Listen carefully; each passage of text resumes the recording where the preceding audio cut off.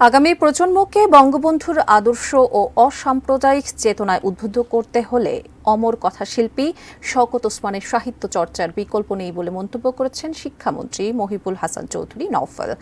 কথাশিল্পী শওকত ওসমানের ২৬তম প্রয়াণ দিবস উপলক্ষে রাজধানীর জাতীয় জাদুঘরের কবি সুফিয়া কামাল মিলনায়তনে আয়োজিত স্মরণসভায় এ কথা বলেন তিনি। শিক্ষামন্ত্রী বলেন, নতুন প্রজন্মের কাছে কথা সাহিত্যিক শওকত ওসমানকে পরিচয় করিয়ে দিতে রাজধানী ঢাকা ও বন্দরনগরী চট্টগ্রামে তার নামে সড়কের নামকরণ করার বিষয়ে উদ্যোগ নেওয়া হবে।